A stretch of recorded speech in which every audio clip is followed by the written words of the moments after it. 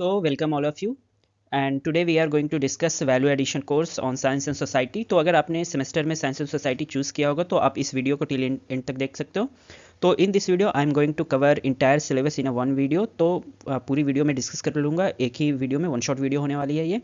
तो science and society में बात करें तो इसमें आती है 2 यूनिट। एंड जो हमारी फर्स्ट यूनिट है साइंस एंड टेक्नोलॉजी, जहाँ पर हम देखेंगे जो एंशियंट टू मॉडर्न टाइम्स है उसमें साइंटिस्ट का क्या रोल है स्पेशली इन इंडिया में। एंड सेकंड यूनिट है scientific principles and concept in daily life. तो एक एक करके दोनों को डिस्कस करते हैं हम। तो जो हमारी फर्स्ट टॉपिक है science and technology from ancient to modern times, तो हम इसमें बेसिकली ये बात करने वाले हैं कि जो हमारी जो past to present modern times है उसमें किस तरह से साइंस एंड टेक्नोलॉजी काफ़ी एडवांस हो गई है। तो सबसे पहले कंट्रीब्यूशन के बारे में बात करते हैं कि जो हमारी एंशियंट टाइम की इंडिया है उसमें कौन से साइंटिस्ट आए हैं। तो सबसे पहले आर्यभट्ट की डिस्क्रिप्शन मिलती है जो 476 सेंचुरीज में early concept of astronomy and decimal system के बारे में बात किया था। And Charaka Sushruta founder of Ayurveda and surgery हैं। देन भास्कराचार्य जो mathematical advancement and including calculus and trigonometry के बारे में इन्होंने थीसिस दिया था। अगर वुमेंस की बात करें तो एंशिएंट टाइम में वुमेंस का उतना कुछ खास रोल मिलता नहीं है। अगर आयुर्वेदा या मेडिसिन या एस्ट्रोनॉमी या टेम्पल कंस्ट्रक्शन जो भी चीज़ें आई थी एंशिएंट टाइम में उसमें वुमेंस का उतना रोल है नहीं, तो साइंटिस्ट भी काफ़ी कम ही मिलते हैं। मॉडर्न कंट्रीब्यूशन की बात करें तो सबसे पहले आती है जो साइंटिस्ट मिलते हैं सीवी रमन, जो उन्होंने साइंस में काफ़ी एक इफेक्टिव रोल दिया था, उनको नोबेल प्राइज़ मिली थी 1930s में। देन होमी भाभा जिन्होंने एटॉमिक एनर्जी का जो डेवलपमेंट है इंडिया में किया था।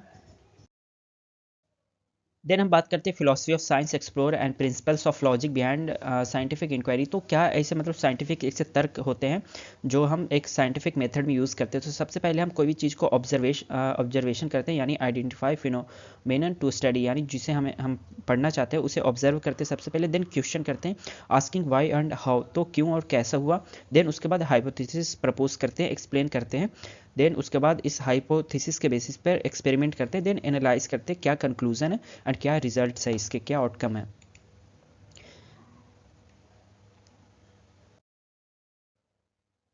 देन इसके बाद बात करेंगे रैशनल थिंकिंग एंड मिथ। तो रैशनल थिंकिंग मिस होती है कि तथ्यों और प्रमाणों पर बात करना। मिथ्स मीन्स होते हैं कि बिलीव्स, आपके बिलीव्स है, क्या आइडियाज़ है। जैसे मिथ्स में आते हैं कि राम एंड सीता के जो स्टोरीज है वो मतलब एक बिलीव्स है, एक मिथ है। लेकिन अगर मॉडर्न टाइम में देखो तो काफ़ी सारे ऐसे प्रूफ मिल चुके हैं जो ये प्रूव करते हैं कि राम एंड सीता रामायण सच में हुआ था। लाइक राम सेतु का मिलना, जो सैटेलाइट के थ्रू उनके इमेज थे। तो अब हम बात करेंगे science technology and tradition practices, जहाँ पर वाटर हार्वेस्टिंग की बात करेंगे, यानी पानी को स्टोर कैसे करते थे एंशियंट टाइम में। तो सबसे पहले एंशियंट टाइम की बात करें तो वहाँ पर step wells, tanks and check dams मिला करते थे। तो स्टेप वॉल्स इस तरीके की होती है, कुएं में सीढ़ियाँ बनी रहती है। एंड टैंक्स आप देखोगे, एंड डैम्स ऑब्वियसली डैम्स जहाँ पर काफ़ी पहाड़ों के बीच में डैम्स बना देते थे। देन उसके बाद मॉडर्न टेक्निक्स की बात करें तो मॉडर्न टेक्निक में हम किस तरह से रूफ टॉप की जो वाटर है उसे हार्वेस्ट करते हैं एंड अंडरग्राउंड टैंक्स बनाते हैं एंड वहाँ पर स्टोर करते हैं पानी को। देन बात करते हैं technology in modern times, public health and nutrition. तो आज के टाइम पर जो पब्लिक हेल्थ में क्या रोल है टेक्नोलॉजी का। तो एडवांसमेंट जानते हो कि वैक्सीन एंड एंटीबायोटिक्स काफ़ी मतलब एडवांस हो चुके हैं जो इजीली ओवरकम कर देते हैं हमारे डिजीज़ को। Addressing micro anti microbial resistance in a modern challenges. तो जो लाइक फंगल हो गया इन्फेक्शंस जो रेजिस्टेंट है उन्हें भी एड्रेस करने के लिए ये मतलब वैक्सीन एंड एंटीबायोटिक्स है वो काफ़ी आज के टाइम पे। तो अब हम बात करने वाले हैं green revolution and white revolution. Green revolution enhancement agriculture output via hybrid seeds and irrigation. तो 1960s में डिसाइड किया गया कि जो क्रॉप का इल्ड है उसे बढ़ानी है एंड यहाँ पर हाइब्रिड सीड्स का इंट्रोड्यूस कराया गया एंड जो एरीगेशन है उसे सिंचाई का जो मीडियम है उसे काफ़ी बेहतर की गई। White revolution boosted diary production in India and operation flood. तो ऑपरेशन फ्लड के बारे में मैं बताता हूँ। Operation flood national diary development जो बोर्ड है 1970s में उन्होंने डिसाइड किया कि ये हमें जो इंडिया को सेल्फ सफिशिएंट बनाना है, यानी हमें बाहरी कंट्रीज़ पे डिपेंड ना करना पड़े। एंड जो रूरल मिल्क प्रोड्यूसर्स हैं उन्हें अर्बन मार्केट से कनेक्ट करना एंड एक फार्मर्स को फेयर प्राइस मिल सके एंड जो डेयरी प्रोडक्ट्स है यानी उनकी क्वालिटी को जो कंज्यूमर्स तक एक मतलब बेटर क्वालिटी पहुंचाना, ये इसके मतलब गोल्स थे ऑपरेशन फ्लड्स के।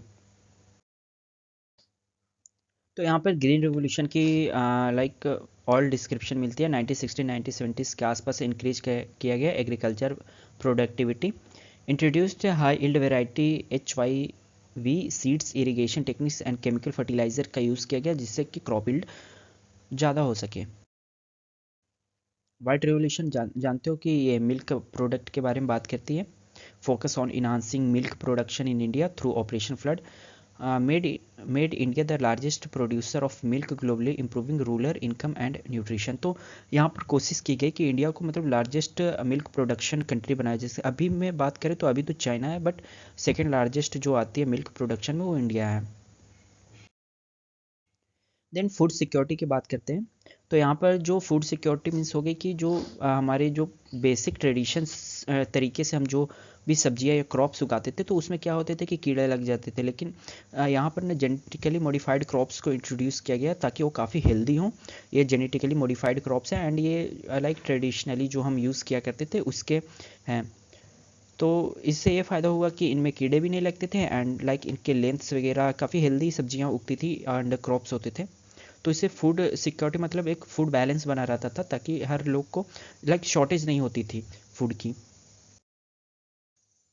तो अब हम बात करते हैं clean energy and renewable energy, जहाँ पर solar, wind and hydro power techniques reduce dependence of on fossil fuels. तो जो सोलर एंड विंड है एंड हाइड्रो पावर जहाँ से हम वाटर से एनर्जी लेते हैं तो ये रिड्यूस करती है डिपेंडेंस फॉसिल फ्यूल्स यानी कोल वगैरह पर डिपेंडेंसी उसे कम करती है। अगर एक रिसेंट का मानो तो India is a global leader in solar energy initiatives. तो इंडिया ने सबसे मतलब अभी सोलर लगाने के मामले में सबसे मतलब काफ़ी लार्ज स्केल पे इन्होंने सोलर सिस्टम का इंस्टॉलमेंट किया। ये काफ़ी मतलब अभी तक कोई भी कंट्री इनके कंपेरेबल में नहीं है, इंडिया के कंपेरेबल में ये सबसे मतलब लीडर एक तरीके से मान सकते हैं सोलर एनर्जी में। Then and space and science exploration की बात करें तो आप जानते हो कि इसरो आती है सबसे ऊपर नाम जो। तो ये successfully mission like Chandrayaan and Mangalyaan वगैरह इन्होंने किया एंड ये काफ़ी कम इफेक्टिव कॉस्ट में इन्होंने सैटेलाइट लॉन्च किया है। तो अब हम बात करते हैं evolution, ecology and environment. Evolution means हो गई कि बायोडाइवर्सिटी एंड एडेप्टेशन को आप किस तरीके से समझते हो, किस तरफ से हमारी जो नेचर है वो अडेप्ट कर रही है एंड इवॉल्व हो रही है। Ecology, importance of ecosystem for sustaining life. Ecology means हो गई कि आप किस तरह से इकोसिस्टम को मतलब एक कंफर्टेबल बना सकते हो अपने लाइफ के लिए। Environment, conservation, managing pollution, climate change and conservation resources. तो climate change lies air pollution काफ़ी हो रही है तो उसे आप किस तरह से तरीके से मैनेज करते हो। देन अब हम बात करते हैं importance of integrating tradition with modern science, जहाँ पर हम साइंस का यूज़ करके एक सस्टेनेबल एग्रीकल्चर फील्ड बनाते हैं। Climate resilience and preservation of biodiversity. तो हम किस तरीके से बायोडाइवर्सिटी को प्रिजर्व कर सकते हैं, तो आप जानते हो कि रिन्यूएबल एनर्जी का हमने एक तरीका निकाला। तो अब मैं बात करने वाला हूँ public health and nutrition. Public health focus on improving health at a community level. Advancement include sanitization system, health care facilities and awareness program for disease like tuberculosis, HIV AIDS and कोविड-19। तो public health में ये बताया गया कि किस तरह से हम इसे इम्प्रूव करते हैं, किस तरह से सैनिटाइजेशन करते हैं, अपने हेल्थ फैसिलिटीज़ को मतलब प्रोग्राम्स को अवेयर करते हैं लोगों तक कि अगर ट्यूबरक्लोसिस के मामले में अगर प्रोग्राम बताया जाए तो काफ़ी सारे एड्स वगैरह चलाए गए जहाँ पर बताया गया कि 2 वीक से अगर ज़्यादा खांसी हो तो आप तुरंत मेडिकेशन लें। एंड HIV एंड एड्स के बारे में काफ़ी आप जानते हो कि उसमें बताया गया कि रेगुलरली आप चेकअप कराते रहें अपने ब्लड टेस्ट वगैरह। एंड कोविड-19 आप सभी जानते हो कि कोविड-19 में काफ़ी लोगों ने टेस्ट भी कराया होगा। देन अब बात करते हैं nutrition, emphasising on balance diet to combat malnutrition and obesity. तो जो मतलब एक बैलेंस डाइट लेना चाहिए, न्यूट्रिशन में यही बताया गया अगर माल न्यूट्रिशन होती है तो ओबेसिटी जैसी प्रॉब्लम्स हो सकती है लाइक छोटे बच्चों के पेट बाहर आ जाना। And fortification of food with vitamins minerals. तो जो हमारी नॉर्मल खाना है उसके अलावा भी ऐड करना, फोर्टिफाई करना फूड्स का, यानी उसके जो हम बोल सकते हैं कि विटामिन्स एंड मिनरल्स लेवल्स बढ़ा देना, यानी इंप्रूव करना अपने फूड के डाइट को ताकि जो डिफिशियंसी है वो पूरा हो सके। मान लो कि चावल दाल खा रहे हो उससे हमारी जो विटामिन एंड मिनरल्स तो पूरे नहीं रहे, उसके लिए तो सब्जियां खानी पड़ेगी। विटामिन के लिए कोई आप टैबलेट्स ले सकते हो।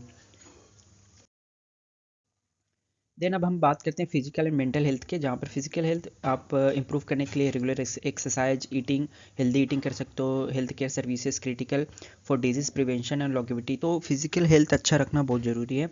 एंड मेंटल हेल्थ, आजकल मेंटल हेल्थ पर भी काफ़ी फोकस किए जा रहे हैं, जहाँ पर awareness of condition like depression, anxiety, PTSD has grown. तो PTSD post traumatic stress disorder को कहते हैं, जहाँ पर ना अगर आपके लाइक डेली लाइफ में कोई ऐसी दर्दनाक या भयानक घटना हो गई हो, उससे क्या होता है कि आपकी जो शारीरिक या मानसिक या भावनात्मक एक रूप पर एक गहरी असर होती है, जिसका मतलब लंबे समय तक जो व्यक्ति है ना वो लाइक उसके मस्तिष्क में वो चीज़ें बनी रहती है, तो उससे उसे क्या होता है कि स्ट्रेस होना स्टार्ट हो जाता है। तो इसे ही PTSD से काफ़ी लोग लाइक वॉर्स वगैरह, वॉर से जब रिटर्न होकर वो आते हैं तो PTSD से वो गुजरते हैं।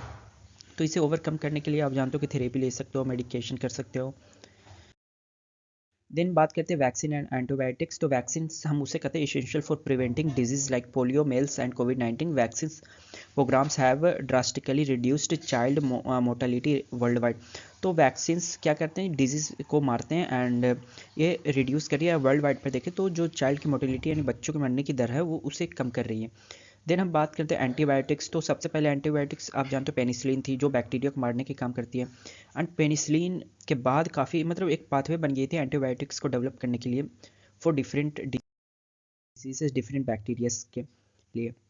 देन अब हम बात करते हैं AMR, anti microbial resistance. AMR occurs when bacteria, viruses, fungi evolve resist drugs. यानी हम एंटी माइक्रोबियल मतलब ऐसे ड्रग्स का इसलिए हम यूज़ करते हैं जब ना लाइक फंगी, बैक्टीरिया, वायरसेस ना वो मतलब कोई भी मेडिसिन काम ही नहीं कर रहा उस पर, तो इसके लिए इवॉल्व कर गई। मतलब अब जो ओवरडोज से वो कई बार होती है कि इवॉल्व कर गई, उस दवा का असर ही नहीं हो रहा, तो इसके लिए हम क्या करते हैं कि शुरुआत से ही लाइक हम रैशनल ड्रग्स यूज़ करते हैं, इम्प्रूव सैनिटाइजेशन। मतलब शुरुआती जैसे अभी क्या है कि HIV या कैंसर के लिए कोई ऐसी मेडिसिन नहीं है कि वो ठीक कर दे, फिर भी कैंसर के लिए हम काफ़ी लाइक हमें स्मोक नहीं करना चाहिए, एंड एड्स के बात करें HIV ना हो इसके लिए हम प्रोटेक्शन के यूज़ करें। तो AMR मतलब इस पर अगर हो गया तो आपकी लाइक मरना तय है। देन IT रिवोल्यूशन में आप जानते हो कि इंटरनेट का डेवलपमेंट, स्मार्टफोन्स आ गए, cloud computing, then boost commerce, digital education, telemedicine and automation वगैरह आ गया IT रिवोल्यूशन से। ई गवर्नेंस की बात करें तो ई गवर्नेंस में लाइक पब्लिक सर्विस के लिए गवर्नमेंट ने ऐसी मतलब प्लेटफॉर्म बनाए like Aadhaar card for identify मतलब डिजिटली आइडेंटिफाई करना, डिजिटल पेमेंट, ई ई कोर्ट्स जहाँ पर मतलब आपके डिजिटली फैसला सुना दिया जाता है। आजकल इसको लेकर मतलब काफ़ी सारे फ्रॉड्स भी चल गए हैं, जैसे E-अरेस्ट आजकल चला गया है, मतलब वीडियो कॉल पे पुलिस वाले बात करते हैं एंड आपको लाइक डिजिटली होम अरेस्ट वगैरह करते हैं। तो एक इससे रिलेटेड काफ़ी मतलब फ्रॉड भी चल चुकी है, तो इससे बच के रहें।